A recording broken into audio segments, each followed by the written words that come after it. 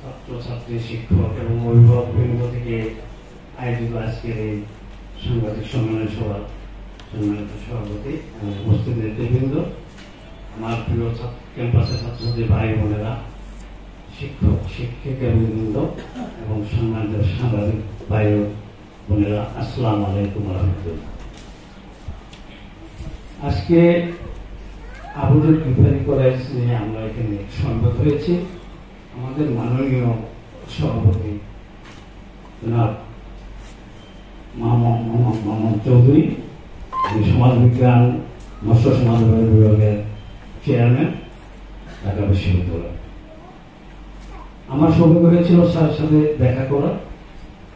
আমরা অনেক অনুনয় বিনয় করে আমাদের কলেজের পরিস্থিতি দেখে অবলোকন করে এই কলেজটাকে কিভাবে সুন্দরভাবে প্রতিষ্ঠা করা যায়, প্রাতিষ্ঠানিক রূপ দেওয়া যায়, সামাজিকভাবে মর্যাদা সম্পন্ন একটা কলেজে উপনীত করা যায়, এই জন্য আমরা স্যারের সাথে দেখা করেছিলাম। যেহেতু আবুল গিফারি কলেজের একটা পিছনে একটা ইতিহাস আছে। আবুল গিফারি কলেজ এমন একজন সাহাবী নামে কলেজ, যে কলেজ হযরত মুহাম্মদ সাল্লাল্লাহু আলাইহি সাল্লামের খুব কাছের সাহাবী ছিলেন হযরত আবুল গিফারি রাহমাতুল্লাহি আলাইহি। এই কলেজ পবিত্রতা রক্ষা করার জন্য আমরা স্যারকে বলেছি, স্যার আমাদের কলেজটাকে আপনি বাঁচান, কলেজের পরিবেশটাকে ফিরিয়ে আনুন। তাই স্যার আমাদের কলেজে চেয়ারম্যান হওয়ার জন্য বলছে, ঠিক আছে আমি চেষ্টা করবো কলেজটাকে যাতে সুন্দরভাবে পরিচালিত করা যায়। প্রিয় সাথী বন্ধুরা, আজকে অত্যন্ত দুঃখের সাথে বলতেছি, আমরা দীর্ঘ 16-17 বছর ফ্যাসিস্ট আওয়ামী লীগের বিরুদ্ধে সংগ্রাম করেছি, রাজনৈতিক ভাবে প্রতিষ্ঠা পাওয়ার জন্য, অর্থনৈতিক প্রতিষ্ঠা পাওয়ার জন্য, ভোটাধিকার প্রয়োগের জন্য। যেই ছেলেটি 15 বছর বয়স ছিল, সে আজকে 30 বছরে বা 32 বছরে আজকে তার বয়স, কিন্তু ভোট কাকে বলে এবং কি সেটা জানে না। আমরা ফ্যাসিস্টদের কবলে পড়ে দীর্ঘদিন ভোটাধিকার থেকে বঞ্চিত হয়েছি। তার পরিপ্রেক্ষিতে আমরা মনে করেছিলাম 5ই আগস্টের পরে আমরা হয়তো এই দেশকে, আমার যে প্রিয় মাতৃভূমি বাংলাদেশ, এই দেশকে ঘুরে দাঁড়ানোর জন্য আমরা সর্বদা চেষ্টা করব এবং আমরা সফল হব। এবং যেটা ছিল আমাদের প্রথম প্রাপ্তি, যে ভোটাধিকার প্রয়োগ। কিন্তু অতীব দুঃখের বিষয় বলতে হয়, দীর্ঘ 19 বছর 20 বছর পরে এই গিফারি কলেজে আমরা চেষ্টা করেছিলাম যে গণতান্ত্রিক পরিবেশে কলেজ গঠিত নির্বাচন হবে এবং আমরা সেখানে পার্টিসিপেট করব। আমরা পার্টিসিপেট করেছিলাম, কিন্তু আমাদের প্রতিপক্ষ যাদের ব্যাপারে দুই স্যারে খুব সুন্দরভাবে এবং সাবলীলভাবে বলেছেন তাদের কৃতকর্মের ব্যাপারে, এই গ্রুপ দ্বারা আমরা নির্যাতিত, নিষ্পেষিত। আমরা হিতৈষী সদস্য হওয়ার জন্য আমি পেয়ারা জমা দিতে গিয়েছিলাম, আমার পেয়ারা গ্রহণযোগ্য হয়েছিল। আমার অন্যান্য আরো 3 জন পরিচিত 3 জন পেয়ারা জমা দিতে গিয়েছিলেন। ওনাদের পেয়ারা মনসুরগঞ্জ এবং বশিরগঞ্জ এরা সম্মিলিত ভাবে ওই পেয়ারার গুলো জমা নেয়। যদি এই পেয়ারার গুলো জমা নিত, লাভ হতো কার? প্রতিটা পেয়ারের মূল্য 50,000 টাকা। লাভ হতো কলেজ, প্রতিষ্ঠান লাভবান হতো।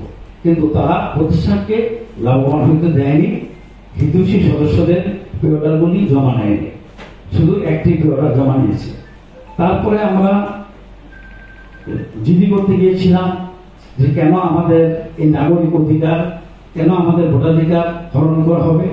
কিন্তু কলেজ কর্তৃপক্ষের বাধার কারণে আমাদের সেই সাধারণ ডায়েরি পর্যন্ত তারা করতে দেয় নাই, যার কপি আমি আপনাদেরকে, আমাদের সম্মানিত যে সাংবাদিক ভাই বন্ধুরা আছে তাদেরকে দিব, এখানে বিস্তারিত আছে। আমি আপনাদের কাছে আকুল আবেদন জানাবো যে আবুল গিফারি কলেজকে রক্ষা করার জন্য দলমত নির্বিশেষে, কারণ আমরা শিক্ষিত হতে চাই, যে জাতির শিক্ষায় যত পিছনে সেই জাতির অধঃপতন দিচ্ছে। আজকের শিশু আগামী দিনের ভবিষ্যৎ। আজকে শিশুকে যদি আমরা শিক্ষিত করতে পারি, তাহলে এই জাতি একদিন বর্তমান যে ভোটারবিহীন সমাজ চলছে, এই সমাজ থেকে একদিন বেরিয়ে যাবে ইনশাল্লাহ। আপনারা সবাই আমাদেরকে সহযোগিতা করবেন, অর্থাৎ মন্দ কাজে বাধা দিবেন এবং সৎ কাজে আপনারা আমাদেরকে সহযোগিতা করবেন। আপনাদের সবাইকে অসংখ্য ধন্যবাদ। গভর্নিং বডি নির্বাচনে দাঁড়িয়েছিলেন, এই দাঁড়ানোর কারণে তার প্রতি যে এলাকার স্থানীয় কিছু পলিটিক্যাল ক্লাস শিক্ষকদের ইন্ধনে কি পরিমাণ তার সাথে খারাপ ব্যবহার করা হয়েছে, তাকে ওভার দ্য ফোনে হুমকি দেওয়া হয়েছে, ভোটের আগে ভোটারদেরকে বলা হয়েছে যে কোড দেখতে হবে যখন ভোট দেবে, এই বিষয়ে উনি একটু বক্তব্য প্রদান করবেন। জিএম স্যার, আপনাকে একটু এখানে আসতে অনুরোধ করছি।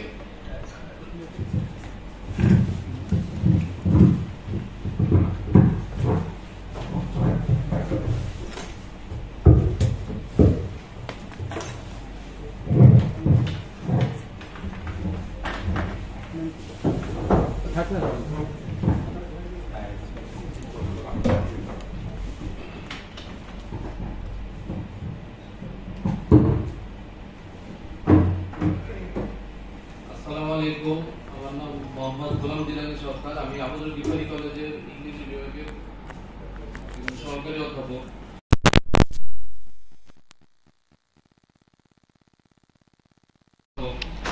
এই যে পোস্টার, এই পোস্টার আমাকে আমার কলেজের নিয়োগ হওয়ার পর থেকে জাতীয় বিশ্ববিদ্যালয়ের নিয়ম যে 8 বছর হলে একজন শিক্ষক প্রভাষক থেকে সহকারী অধ্যাপক পদে নিয়োগপ্রাপ্ত হবে বা অটোমেটিক্যালি কলেজ থেকে তাকে সেই অবস্থানটা দেওয়া হবে। কিন্তু দুঃখজনক হলেও সত্য যে আমার অলরেডি প্রায় 9 বছরের কাছাকাছি হচ্ছে, আমি নিজেও সেই সুযোগটা এখনো পাইনি। আমি সহ আমরা যারা 9 জন শিক্ষক জয়েন করেছিলাম 2016 সালে, তারপর থেকে আজ থেকে 9 বছর হয়ে গেল, আমরা এখনো আমাদেরকে সেই সুযোগটি কলেজ থেকে দেওয়া হয়নি। যদিও সেটা সম্পূর্ণ অবৈধ, আমরা সেই পোস্টে এখনো পাইনি। এবং আমাদের কলেজের তৎকালীন এই যে সাবেক যিনি অধ্যক্ষ ছিলেন বশির আহমেদ, ওনাকে অনেকবার ইনফর্ম করার পরেও আমরা সেই সুযোগটি পাইনি। যাক, আমি এবার একটু ইলেকশনের বিষয়টাতে আসি। গভর্নিং বডি ইলেকশন যখন হয় গত 5ই ফেব্রুয়ারি, তো ঠিক তার আগ মুহূর্তে তার গত 2-3 দিন ধরে টানা বিভিন্নভাবে বিভিন্ন আননোন নাম্বার থেকে আমাকে এবং আমার পরিবারের নাম্বারে আমাকে ফোন দেওয়া হয় এবং বিভিন্নভাবে আমাকে হুমকি দেওয়া হয় আমি যেন ইলেকশনে কোনোভাবে উপস্থিত না হই, আমি যেন ভোট দিতে না আসি। এমনকি আমার কয়েকজন অতি শুভাকাঙ্ক্ষী কয়েকজন সহকর্মী আছেন যাদের সাথে আমি যোগাযোগ করতাম, কথা বলতাম এবং ইলেকশনের ব্যাপারে আমি তাদের অক্লান্ত তাদের সাপোর্ট পেয়েছি। যদিও তাদেরকে আমি বলেছি যে কখনই আমার জন্য সরাসরি যেন তারা ভোট না চান, কিন্তু তারা মন থেকে অন্তর থেকে তারা আমাকে ভোট দিয়েছিলেন এবং তাদেরই ফলে আমি প্রায় আমার যিনি ঠিক জয়ী যিনি প্রতিদ্বন্দ্বী তার থেকে মাত্র আমি 6 ভোট বেশি 6 ভোট কম পেয়েছিলাম। কিন্তু আমি যদি সঠিকভাবে এবং নির্ভুলভাবে যদি ইলেকশনটা হতো, তাহলে নিশ্চিতভাবে অবশ্যই সেই ভোটে আমি জয়ী হতাম। এবং আমাকে বিভিন্নভাবে ফোনে এমন ভাবে বলা হতো যে তারা বিভিন্ন ধরনের কোড নাম্বার দিয়ে দিত, বিভিন্ন ধরনের মেসেজ দিয়ে দিত এবং তাদের সেই মেসেজ এবং তাদের সেই কোড অনুযায়ী অবশ্যই যেন আমি ভোট দেই এবং তাদের প্রতিযোগীকে তাদের ক্যান্ডিডেটকে যেন আমি ভোট দিই। আমি নিজে যেন ওই প্রতিদ্বন্দ্বিতায় যেন না থাকি। ইভেন এমনকি ইলেকশনের দিন সকালবেলা পর্যন্ত আমাকে শুধু আমাদের কি বলবো বহিরাগত বিভিন্ন ছাত্র বা বহিরাগত বিভিন্ন নেতাও না, এমনকি আমাদের কিছু সহকর্মী, আমাদের কিছু সিনিয়র শিক্ষকরাও পর্যন্ত এই কাজের সাথে বিভিন্নভাবে ইনভলভ ছিলেন। তো আসলে এইভাবে আমি আমাদের এই যে গভর্নিং বডি যে ইলেকশনটা হলো, সেই ইলেকশনটাতে আমি নিজে আসলে বঞ্চিত হয়েছিলাম।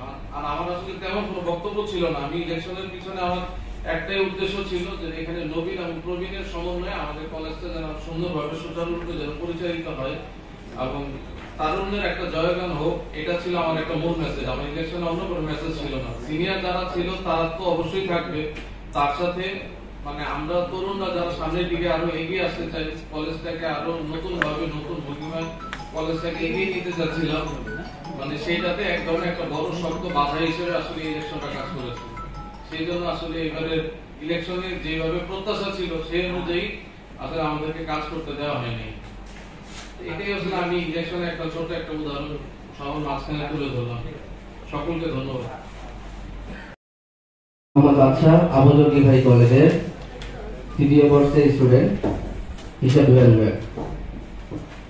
শুরুতেই আজকে উপস্থিত আবুজর গিফারি কলেজের সম্মানিত শিক্ষকবৃন্দ এবং উপস্থিত আছেন আমাদের সাধারণ শিক্ষকবৃন্দ এবং অভিভাবকবৃন্দ। শুরুতে আমি বলতে চাই যে আবুজর গিফারি কলেজ বর্তমান অবস্থারত সমসাময়িক যে বিষয় চলতেছে নাজেহাল অবস্থা এবং ব্যক্তিকেন্দ্রিক এজেন্ডা বাস্তবায়ন করার জন্য আবুজর গিফারি কলেজের একদল গুটি করে শিক্ষক এবং বিগত ফ্যাসিস্ট আওয়ামী লীগ পন্থী শিক্ষকরা আমাদের আবুজর গিফারি ক্যাম্পাসটাকে শেষ করার জন্য এবং তাদের ব্যক্তিগত এজেন্ডা বাস্তবায়ন করার জন্য লেগে আছে। শুরুতে আমি ধন্যবাদ দিতে চাই আমাদের গভর্নিং বডির চেয়ারম্যান মামুন স্যারকে। মামুন স্যার একজন ব্যক্তি ন্যায়পরায়ণ এবং সৎ ব্যক্তি। তাদের সাথে আমরা শিক্ষার্থীরা যতটুকু কথা বলেছি আমরা জানতে পেরেছি যে 8ই মে আমাদের শিক্ষক কিন্তু কলেজ কর্তৃপক্ষ থেকে তারা একটা সংবাদ সম্মেলন করেছে। সেখানে তারা উল্লেখ করেছে যে মামুন স্যার এবং আমাদের অর্থ প্রতিষ্ঠানে যে সকল শিক্ষকরা আছে তাদের কারণে নাকি তাদের এজেন্ডা বাস্তবায়ন হচ্ছে না। তো আমরা বলতে চাই, সাধারণ শিক্ষিতরা বলতে চাই যে অন্যায়ের বিরুদ্ধে আমরা সবসময় আছি। আমরা জুলাই রক্ত দেওয়ার ছাত্র। আমাদের জুলাই গণ অভ্যুত্থানে আমাদের আবুজর গিফারি কলেজ গুরুত্বপূর্ণ অবদান রেখেছে এবং আবুজর গিফারি কলেজের যে সকল ফ্যাসিস্টরা ছিল, শিক্ষার্থী থেকে শুরু করে এবং শিক্ষকরা ছিল, তারা কিন্তু বরাবরই আমাদেরকে সেই আন্দোলনে না যাওয়ার জন্য বারবার অনুরোধ করেছিল। কিন্তু আমরা দেখতে পাচ্ছি বিগত 9 মাস চলে গেছে, তারপরেও আওয়ামী লীগ পন্থী টিচাররা তাদের ব্যক্তিগত এজেন্ডা বাস্তবায়নের জন্য কলেজ নিয়ে নানা রকম পায়তারা করছে এবং কলেজটাকে সুস্পষ্টভাবে এবং সুন্দরভাবে পরিচালনা করার জন্য আমাদের যে সকল শিক্ষকরা আছেন, দায়িত্বশীল শিক্ষকরা আছেন এবং আমাদের গভর্নিং বডি যে চেয়ারম্যান আছেন তাকে বিভ্রান্তকর পরিবেশে এবং তার বিরুদ্ধে প্রোপাগান্ডা চালাচ্ছে। তো আমরা সাধারণ শিক্ষার্থীরা বলতে চাই, আপনারা আমাদের সাথে বসুন। আপনারা শিক্ষকরা যদি একটা প্রতিষ্ঠানে যদি স্টুডেন্ট না থাকে তখন কিন্তু শিক্ষকদের কোনো দরকার প্রয়োজন মনে করি না। কিন্তু একদল শিক্ষক আছে যারা কিনা ক্লাসরুমেও যায় না, পড়াশোনার মান যে উন্নত করবে সেটাও চায় না। তারা চায় তাদের দলীয় এজেন্ডা বাস্তবায়ন করতে চায়, কিভাবে এই প্রতিষ্ঠানকে লুটে ফুটে খাওয়ার জন্য এবং তারা কিভাবে আগামীতে ভালো থাকবে সেগুলো চাচ্ছে। তো আমরা গভর্নিং বডির চেয়ারম্যানের কাছে আমরা আগুন আবেদন জানাচ্ছি, এটাই জানাচ্ছি যে স্যার যেন এই কলেজটাকে যেভাবে সুন্দর করার জন্য নেমেছে এবং আমরা সাধারণ শিক্ষার্থীরা এবং শিক্ষকরা যেভাবে তার সাথে আছেন, আমরা বলতে চাই অন্যায়ের বিরুদ্ধে আমরা ন্যায়ের পক্ষে আছি। যেই অন্যায় করতে যদি আমাদের মামুন স্যার অন্যায় করে আমরা তার বিরুদ্ধে কথা বলবো, আমরা কাউকেই প্রশ্রয় দিব না। আমরা শুরু থেকেই বলছি কলেজ নিয়ে আপনারা স্পষ্ট বক্তব্য দেন, কিন্তু সাবেক যেই আমাদের প্রিন্সিপাল মহোদয় ছিলেন তিনি আগে বিগত আওয়ামী লীগ পন্থীদেরকে এজেন্ডা বাস্তবায়ন করেছে এবং কলেজে অনেক অবৈধ শিক্ষক রয়েছে। সেই সকল শিক্ষকদের আমরা দ্রুত সময়ের মধ্যে জাতীয় বিশ্ববিদ্যালয় থেকে নোটিশের মাধ্যমে আমরা তাদের পদত্যাগের দাবি জানাচ্ছি এবং আমরা অবিলম্বেই আমরা চাই যে তাদের আওয়ামী লীগ পন্থী শিক্ষকদেরকে অবিলম্বে আইনের আওতায় এনে বিচার করার জন্য। তা না হলে আমরা সাধারণ শিক্ষার্থীরা কঠোরভাবে পদক্ষেপ নিতে বাধ্য হব এবং আমরা যে সাধারণ শিক্ষার্থীরা অন্যায়ের বিরুদ্ধে দাঁড়াতে চাই আমাদেরও কি জীবন নিয়ে আশঙ্কা থাকতে হয়, কারণ তারা সন্ত্রাসী থেকে শুরু করে শিক্ষক যদি প্রিন্সিপালের রুমে দাঁড়িয়ে আমাকে যদি হুমকি দিতে পারে, এটা সাধারণ শিক্ষার্থী হিসাবে যদি আমাকে হুমকি দিতে পারে তার বলাই যায় তিনি কত বড় সন্ত্রাসী।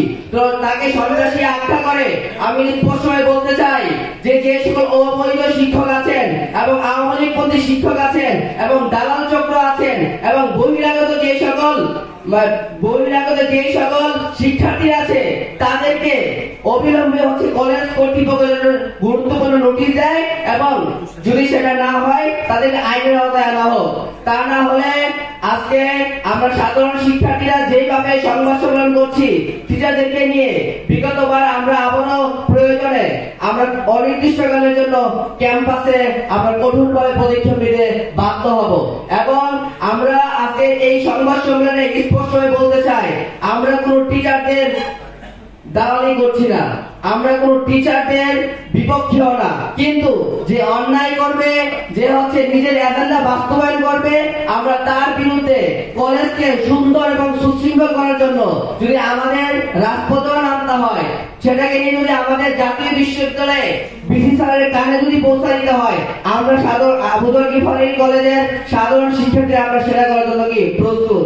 এবং অনৈতিকভাবে যে গভর্নিং বডির চেয়ারম্যান যে মামুন স্যারের বিরুদ্ধে অনাস্থা দিয়েছে, সেটা পুরোটাই মিথ্যাচার, বানানো এবং একটা কি প্রোপাগান্ডা। সবাইকে ধন্যবাদ।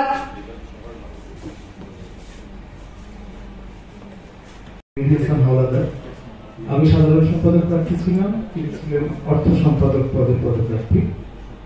আমাদের এই নির্বাচনটা নিয়ে দীর্ঘদিন ধরে টালবাহানা করে এসেছিলেন আমাদের তৎকালীন অধ্যক্ষ জনাব বশির আহমেদ। আমরা বারংবার সেই শিক্ষক পরিষদের যে মেয়াদ 1 বছর সেটি উত্তীর্ণ হয়ে যাওয়ার পর থেকে 5ই আগস্টের পট পরিবর্তনের আগে, বহু আগে, প্রায় 2 বছর আগে যিনি সাধারণ সম্পাদক ছিলেন তিনি আসলে কলেজের একজন অবৈধ শিক্ষক। তারপরও আগের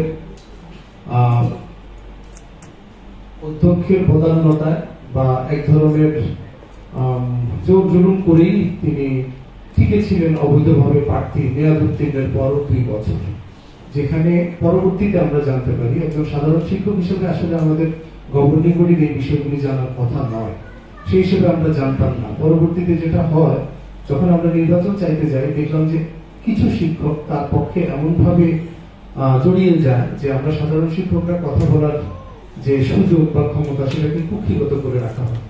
কলেজে আসলে কলেজ পরিচালনায় অধ্যক্ষ থাকেন প্রশাসনিক পদে, আর সাধারণ সম্পাদক বা অর্থ সম্পাদক তারা মূলত আনঅফিসিয়ালি এক ধরনের বিরোধী দলের ভূমিকায় থাকার কথা, অর্থাৎ গঠনমূলক ভাবে প্রশাসনের কাছ থেকে শিক্ষকদের বৈধ দাবি দাওয়া আদায়ের জন্যই মুখপাত্র হিসেবে ভূমিকা পালন করবেন। তিনি সেটা না করে সারাক্ষণ অধ্যক্ষের কক্ষে অধ্যক্ষের সহকারী সুলভ আচরণ করে 2 বছর ধরে অবৈধভাবে বসেছিলেন। আমরা সেটার জন্য নির্বাচন চাইতে চাইতে যখন আমরা ব্যর্থ হই, পরিবর্তে 5ই আগস্টের পর পরিবর্তনের পরে আমাদের কলেজের অধ্যক্ষ সহ ওই শিক্ষকগুলো রং পাল্টিয়ে তারা আগে যারা জিয়াপা গ্রুপের সদস্য ছিলেন তারা জি ভাইয়া গ্রুপ হয়ে যায়, এবং জি ভাইয়া গ্রুপ হয়ে তারা মূলত পুরো কলেজটাকে কুক্ষিগত করে এবং অবৈধ শিক্ষকরা বা নিয়োগ দুর্নীতিতে নিয়োগ পাওয়া যেসব শিক্ষক তারা সবাই একজোট হয়ে, এবং আপনারা সবাই জানেন যে চোরেরা খুব দ্রুত জোটবদ্ধ হতে পারে। সাধারণ শিক্ষকরা, এটা একটা মহল্লার কলেজ, আমিন ভাই সেই মহল্লার, উনি ভালো বলতে পারবেন বা বুঝতে পারবেন আমাদের সাধারণ শিক্ষকদের অবস্থানটা। আমরা এখানে 64 জেলা থেকে আসা সাধারণ শিক্ষক, আমাদের মধ্যে ভয় ভীতি ইত্যাদি রয়েছে ইত্যাদি ছিল, যে কারণে আমরা সব সময় আমার সাধারণ শিক্ষকরা বলতে চাইলেও সব কথা বলতে পারেনি। আমরা যারা 2-1 জন বলেছিলাম তারা নির্বাচনে প্রার্থী হয়েছি, এবং আমরা ব্যাপকভাবে অধ্যক্ষের নানা ধরনের অনাচারের শিকার হয়েছি। বহিরাগত দিয়ে আমাকে অকথ্য ভাষায় গালিগালাজ করানো হয়েছিল, যার ভিডিও ফুটেজ কলেজ থাকলে পাওয়ার কথা, কিন্তু তৎকালীন অধ্যক্ষ জনাব বশির আহমেদ তার আগের কলেজের সুনাম অক্ষুণ্ণ রেখে, তার আগের কলেজেও একই দুর্নাম রয়েছে যে তিনি ভিডিও ফুটেজ ডিলিট করার ওস্তাদ। এই কলেজেও তিনি সুনির্দিষ্ট তারিখের সুনির্দিষ্ট মব সৃষ্টির সময়ের যে সমস্ত ভিডিও ফুটেজ সেগুলি তিনি ডিলিট করে ফেলেছিলেন। এমনকি হিতৈষী সদস্য একটু আগে বলে গিয়েছেন তিনি একানো, আরেকজন হিতৈষী সদস্যের প্রতিনিধি আছেন, আরেকজন হিতৈষী সদস্য পদপ্রার্থী ওইখানে এসছেন, তারাও কিন্তু ফর্ম তুলতে গিয়ে বাধার সম্মুখীন হয়েছেন। আমাদের একজন ছাত্র অভিভাবকের জন্য তিনি ফর্ম তুলতে গিয়েছিলেন, সেটাও তুলতে বাধা দেওয়া হয়েছিল। আমাদেরকে অবশ্য বাধা দিয়ে লাভ হয়নি, আমি আর মেহেদী হাসান হাওলাদার ফর্ম তুলেছিলাম এবং আমরা নির্বাচন করেছিলাম। তখন সাধারণ ভোটারদেরকে তারা এক শ্রেণীর শিক্ষক, প্রশাসন এবং বহিরাগতরা যে ব্যালট পেপারে গোপন নাম্বার লিখে দিতে হবে, মসজিদে গিয়ে খুবই ন্যাক্কারজনক ভাবে কসম করতে হবে ইত্যাদি করে তারা হচ্ছে আমাদের সাথে সেই নির্বাচনে অংশগ্রহণ করে এবং তারা জয়লাভ করে। আমি জয়লাভ করে বলছি, কিন্তু আমার কষ্ট হচ্ছে, কারণ আমাদের এই যে জনাব মেহেদী হাসান হাওলাদার মাত্র 1 ভোটে মানে পরাজিত হন এবং আমি মাত্র 7 ভোটে পরাজিত হই। কিন্তু যদি লেভেল প্লেইং ফিল্ড আমরা পেতাম, অবশ্যই সেই নির্বাচনটা অন্যরকম হতে পারত। তবে আমি আজকের এই সংবাদ সম্মেলনে আপনাদের মাধ্যমে একটা জিনিস স্পষ্টভাবে জানাতে চাই যে আমাদের কলেজে প্রতিনিয়ত বহিরাগতরা প্রকাশ্যে নানা ধরনের জুলুম নির্যাতন সাধারণ শিক্ষকদের উপর, যখন ক্যাম্পাস খালি হয়ে যায়, ছাত্ররা চলে যায়, এখানে কিছু ছাত্র আছে তারাই অভিযোগ করেছে যে স্যার ক্যাম্পাসে কিভাবে এরা এসে প্রকাশ্যে ধূমপান করে, এরা এসে কিভাবে প্রকাশ্যে আপনাদের সাথে এভাবে রূঢ় আচরণ করে। যে জিনিসগুলি সাংবাদিকদের মাধ্যমে আমি সবাইকে, সংশ্লিষ্ট সবাইকে জানাতে চাই এবং আপনাদের প্রতি আমার অনুরোধ, ইতিপূর্বে যে সমস্ত রিপোর্ট হয়েছে সেগুলি এক পক্ষের বক্তব্য না শুনে, আমাদের বক্তব্য আপনারা এক পক্ষে শোনার দরকার নেই, আপনারা বিচার বিবেচনা করুন। আমাদের প্রয়োজনে আমাদের শিক্ষকদের, সাধারণ শিক্ষকদের প্রত্যেকের মোবাইল নম্বর দেওয়া থাকবে শীটে, আপনারা সেখানে ফোন করুন, প্রয়োজনে কলেজ ভিজিট করুন এবং হিতৈষী সদস্যদের যে সমস্ত কাগজপত্র আপনাদেরকে তারা প্রোভাইড করেছেন সেগুলি দিয়ে পর্যালোচনা করে, আমি চাই যেই অন্যায় করুক সত্যটা প্রকাশ পাক, মিথ্যা পরাজয় হোক, সত্যের জয় হোক। সবাইকে আবারও ধন্যবাদ। তো সেক্ষেত্রে আপনারা থানায় কোনো মামলা করেছেন কিনা এবং আইসিটি আইন মামলা করার সুযোগ ছিল, থানায় কোনো ডায়েরি করেছেন কিনা আমাদেরকে জানাবেন। দ্বিতীয়ত কথা হচ্ছে যে গভর্নিং বডির চেয়ারম্যান মামুন চৌধুরী এই নামে যে মিথ্যা প্রকারীরা, তার বিরুদ্ধে আমাদের কাছে যে অভিযোগ আছে সেটা তার সম্মান বেতন ছিল ৬,০০০ টাকা, সেটা আপনি ২০,০০০ টাকা পর্যন্ত উন্নত করেছেন, উপস্থাপনা করেছেন, এখন ১২,০০০ টাকা পাস হয়েছে। এটা কোনো নৈতিকভাবে কোনো ভিত্তি আছে কিনা? আর একটা প্রশ্ন হচ্ছে যে যদি কেউ আপনাদের বক্তব্যে আসছে যে ৮ জন শিক্ষক বা তার অধিক যে আপনাদের বিরুদ্ধে অনাস্থা দিয়েছে, তো অনাস্থা দেওয়ার পরে ওই পদে সকলে বহাল থাকার কোনো নৈতিক ভিত্তি আছে কিনা, এই বিষয়গুলো হ্যাঁ। ধন্যবাদ। আমি হিতৈষী সদস্য একজন প্রার্থী, আমার সাথে আরো 3 জন প্রার্থী ছিলেন, 2 জন এখানে উপস্থিত আছেন। হ্যাঁ, আমরা জিডি করতে গিয়েছিলাম, আমাদের জিডি একটা গ্রহণ করছে, বাকিগুলো গ্রহণ করে নাই। আমি তো এটার কপি আপনাদেরকে দিয়েছি। হিতৈষী সদস্য পদপ্রার্থী ছিলেন, জিডি করতে গিয়েছিলেন, বসেন না, বসে বসে জিডির কপি আপনাদেরকে দিয়েছে, আপনি চাইলে একটা কপি দিতে। হ্যাঁ বলেন। এখানে যে অবস্থার কথা বলা হয়েছে সেটা আমি আমার যুক্তি খণ্ডনে আলোচনা করেছি। এক নম্বর কথা হচ্ছে যে সভাতে উপস্থিত হয়ে নিয়ম অনুযায়ী অনাস্থা প্রস্তাব দিতে হয়, যেটা ওনারা করেননি। ওনারা আলাদাভাবে আসলে একটা আবেদন করেছেন ঢাকা ইউনিভার্সিটি ডিসি বরাবর, তো যেটা তদন্তিক বিষয় সেটা নিয়ে আসলে বক্তব্য করার কিছু না, যেহেতু ওনারা ফর্মালি আবেদন করেছেন। ভিসিআর যদি মনে করেন যে ওনারা যৌক্তিক সেভাবে ওনারা সিদ্ধান্ত নেবেন, সেটা আমাদের বাদতে কোনো সমস্যা নেই। আর ভিসিআর যদি এটাকে অনৈতিক দেখেন, দাবি তো করতেই পারেন, বা কতটা যৌক্তিক দাবিগুলোর পক্ষে ওনারা কতটা মানে সত্য এভিডেন্স দিয়ে, ফ্যাক্ট দিয়ে সেটা বলার চেষ্টা করেছেন। যদি ভিসিআর সেটাকে যৌক্তিক মনে করে সামনের দিকে আগান, আমাদের সাধারণ শিক্ষকদের সেটা নিয়ে কোনো অবজেকশন নেই। তো আবেদন করেছেন, পেপার ওয়ার্ক যাচ্ছে, ওখান থেকে সিদ্ধান্ত হবে, সেই অপেক্ষা আমরা থাকবো। বাট আমরা এটা বলতে চাচ্ছি যে ওনাদের যে আবেদন, যে ফ্যাক্ট গুলো, যে আবেদনের পিছনে তারা যে কারণগুলো বলেছে সেগুলো ভঙ্গুর, অযৌক্তিক। জি, ধন্যবাদ। ঠিক আছে করা হয়েছে তাকে প্রপোজালের হারে সবার, ওখানে যে প্রত্যেকটা মেম্বারের সম্মতিক্রমে, এবং শুধু ওনার না, দেখেন একটা প্রপোজাল থাকে যে যদি সম্মানী ওনার যদি 1.5 ইনক্রিজ করা হয়, প্রত্যেকটা মেম্বারও সেরকম হারই বাড়ানো হয়েছে। তো এবং আমরা যদি আশপাশের কলেজগুলোর সাথে একটু কম্পেয়ার করি, আমাদের আশপাশের যে কলেজগুলো আছে, যেটা আপনারা একটু সার্বজনীনভাবে বুঝলেন, দেখবেন যে হয়তো অ্যামাউন্ট গুলো খুব বেশি যে অনৈতিকভাবে করা হচ্ছে। আর সবচেয়ে বড় কথা হচ্ছে সেই সভাতেই তো সর্বসম্মতিক্রমে সেটা করা হয়েছে।